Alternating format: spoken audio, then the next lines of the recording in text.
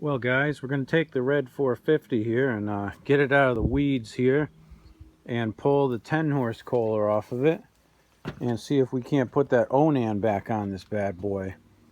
And it's going to involve a little bit of wiring and stuff because I had put this solenoid on there for the Kohler and you don't need the solenoid with the Onan, so that's going to come out. So there's a couple little things that we got to do. Shouldn't be that bad, but we'll get it done. Well, I got the block here rolled out to the driveway, and I got the old motor off the 450. So what we're going to try to do is plug this thing in, and then after we plug it in, I'm going to put the intake manifold and all those other accessories on it. But for now, I'm trying to keep the weight lower, so I don't have any accessories on it at all. It's just really the block. So we'll wheel it up and we'll jack it in and hook it up. Alright, we got the motor mounted up here now, and the next thing I'm going to do is mount the starter down there and put an oil filter on it, and then after that we can put the manifold on and the flywheel and spark plugs. We'll be almost done. Alright, we got our carb all back together. We got a new manifold gasket here, so we're going to bolt that back on the manifold and then drop this puppy back in the machine. Alright, we got the manifold here. We got our new manifold gaskets on there. So we'll drop this in. It just goes on with those two bolts. We'll hook up the throttle linkage and the fuel line and we'll be good. Alright, so now we're going to drill a hole in this piece of metal here to mount the Chevy ignition module. That's our next step. Alright, so we're going to hook up this GM ignition. I got the hole drilled in here and a bolt in there. And there's basically two things we have to do here. So we're going to take our wire that feeds the coil and we're going to mount this ballast resistor in there somewhere. So what I'll probably do is find somewhere on the frame here that there's a hole, like there's one over here. Somehow I'm going to mount this thing close to the back here. Could be anywhere, but realistically wherever you can find a spot, you put it. So this yellow wire here is the one I had going to the coil on my Kohler. All I'm going to do is cut that and splice in that resistor, and then the hot side goes to the back of the coil here, and these are like just little male terminals that plug into the bottom here, and the other side of the coil comes from the points. So I've got this wire coming from the points already.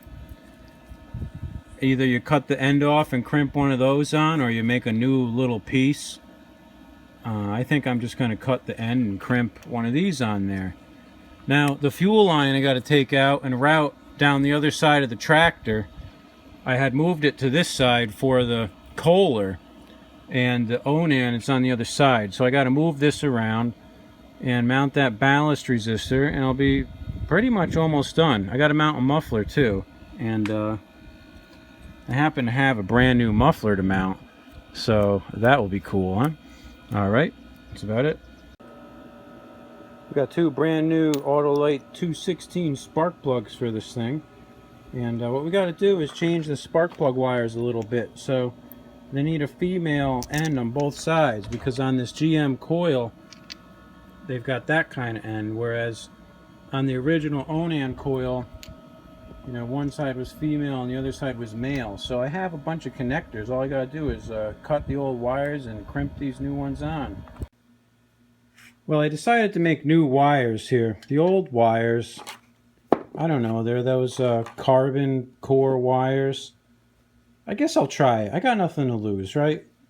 So I'll just crimp an end on each one and see if it works. I got nothing to lose. If it doesn't work, I have the materials here to make new wires out of the copper, old school copper wires, but we'll see. We'll try it.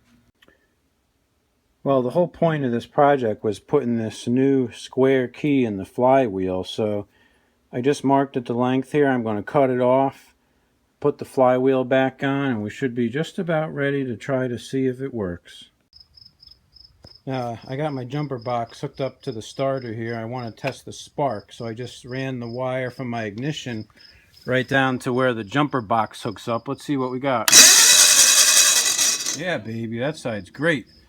We'll hook up the plug from the other side here. Let's see. I pull this big long one over, and we'll plug that in. Get this one out of the way. These things are all worn out, these plug wires, so I'm going to make new ends on this side too. Let's see. See if we got any spark from this side.